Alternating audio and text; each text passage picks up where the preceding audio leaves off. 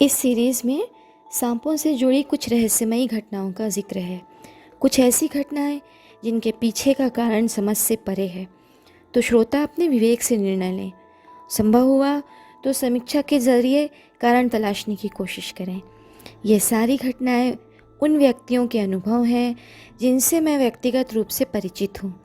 इनके सच होने में कोई संदेह नहीं है। किसी भी घटना को कहानी के रूप में बताने का मकसद अंधविश्वास को बढ़ावा देना हरगिज़ नहीं है। जो जिस रूप में घटित हुआ उसी रूप में प्रस्तुत कर रहे हैं। हम ये दावा नहीं कर सकते कि हम संसार के सभी रहस्यों के पीछे का कारण जानते हैं।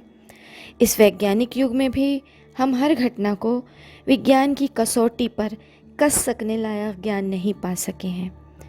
इन घटनाओं की भी वही अनसुलझी श्रेणी है। तो शुरू करते हैं। कहानी का शीर्षक है वो सांप था या नहीं। यह किस्सा आज के छत्तीसगढ़ के एक शहर रायपुर, जो कि छत्तीसगढ़ की राजधानी भी है, उसके एक मोहल्ले बूढ़ापारा का है।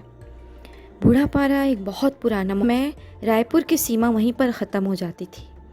उसके बाद था बूढ़ा तालाब, जो कि बहुत बड़ा था और तालाब से लगा हुआ बांस का जंगल था। बहरहाल कहानी चल रही थी बूढ़ापारा के एक घर की। उस घर में रायगढ़ के राजा के दीवान साहब की फैमिली रहती थी। दीवान साहब यूँ तो रायगढ़ रियासत में रहते थे और महीने में 2-3 बार रायपुर आ जाया करते थे। उनकी फैमिली काफ़ी बड़ी थी, जिसमें उनके लड़के, लड़कियां, बीवी, बहनें और कुछ दीगर रिश्तेदार शामिल थे। पहले के लोग सबको साथ लेकर चलते थे, तो अगर किसी रिश्तेदार को ज़रूरत होती तो लोग उसे अपने घर में ऐसे रखते जैसे वो उसी के घर का है। इसी तरह के मददगार मिजाज के मालिक दीवान साहब भी थे, इसलिए उनकी फैमिली में भी इजाफा हो गया था। सब सुकून से रहते थे, दौलत की कोई कमी नहीं थी। घर में गायें पाली हुई थीं, दूध घी इफ़रात में होता था। वो घर दीवान साहब के ससुर जी ने किसी से ख़रीद कर दीवान साहब को दहेज में दिया था। बेचने वाले ने बेचते वक्त बताया था कि देखिए, दिवाली की रात आंगन में एक सांप निकलता है जो किसी को नुकसान नहीं पहुंचाता। उस सांप को कभी मारना या भगाना नहीं। इतना बड़ा घर था, अब रात को आंगन में सांप निकले या चूहा, क्या फ़र्क पड़ेगा। ये सोचकर घर खरीद लिया गया। हालांकि इतनी एहतियात रखी गई कि पीपल के बहुत बड़े पेड़ के पास जहाँ सांप निकलता था, रात को जाने की मनाही कर दी गई। इस बात पे तो यकीन ही नहीं किया गया कि सांप सिर्फ दिवाली की रात को निकलता है। ये माना गया कि झाड़ियों में बिल होगा और उसमें सांप होंगे। अब जानवर तो जानवर ठहरा, कभी भी निकलेगा, उसे दिवाली और ईद की क्या समझ। खैर, दीवान साहब महिलाओं लश्कर वहाँ आबाद हो गए और खूब इजाफा किया, धन दौलत में भी और बाल बच्चों में भी। वहाँ रहते रहते काफ़ी प्रॉपर्टी ख़रीदी, गहने बनवाए, तो कहने का मतलब ये कि काफ़ी तरक्की की। इस बीच फैमिली के कुछ लोगों ने इस सांप को भी देखा। गौरतलब यह है कि जितनी बार भी दिखा, हर बार वो दिवाली की रात ही थी। न तो कभी और किसी रात को दिखा और न कभी दिन में नज़र आया। सब ने इसे फ़कत संयोग माना। वक्त गुज़रता गया, सालों बीत गए। दीवान साहब और उनकी पीढ़ी अल्लाह को प्यारी हो गई। अब बागडोर दीवान साहब के बेटों के हाथ में आ गई। सब अपने क्षेत्र में सफल रहे और खूब दौलत कमाई। सांप अभी भी दिवाली में बदस्तूर प्रकट होता रहा। वो पूरा काला और बहुत लंबा सांप था। उसकी मोटाई एक तंदुरुस्त आदमी की कलाई से भी ज़्यादा थी।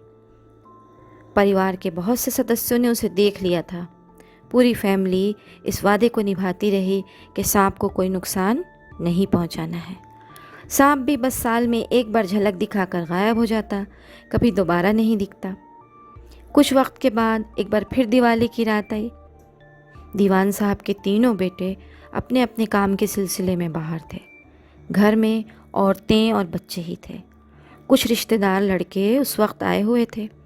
शाम होते होते वो आंगन में इकट्ठे होकर पटाखे फोड़ने लगे। रात 8 बजे वो सांप निकल आया। लड़कों ने देख लिया। डर तो लगा, पर शरारत भी सूझी।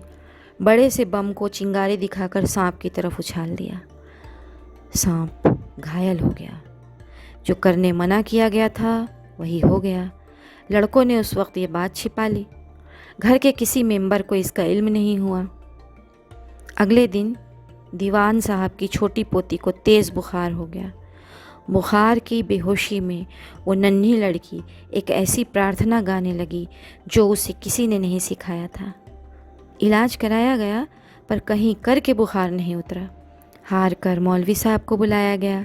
काफ़ी इल्मी मौलवी साहब को मामले का अंदाज़ा हो गया। तावीज़ और दूसरे तरीक़ों से बच्ची बोल उठी। हैरानी की बात यह थी कि वो मर्द की आवाज़ में बात कर रही थी। उसने कहा कि मुझ पर बारूद फेंका गया जिसकी वजह से मुझे बुखार हो गया है। मैं यहाँ सालों से रह रहा हूँ। मैंने किसी का नुकसान नहीं किया, फिर मुझको नुकसान क्यों पहुँचाया गया। घर वालों को मामला कुछ कुछ समझ में आ गया।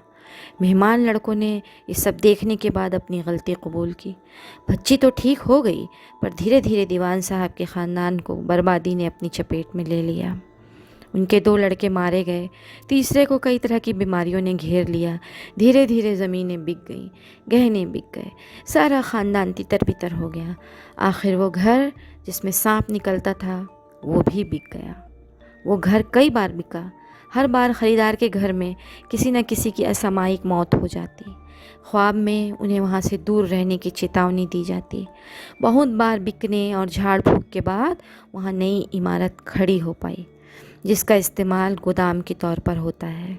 वहाँ कोई इंसान आबाद नहीं हो पाया। अभी भी वो जगह है और वैसे ही अभिशप्त है। वो सांप इसके बाद से किसी को दिखा नहीं, लेकिन वो जगह और गोदाम बार बार बिकते हैं। हर ख़रीदार को मजबूर होना पड़ता है उसे फिर से बेचने के लिए। जिस पर पटाखा फेंका गया वो सांप ही था ना? आपका क्या ख्याल है?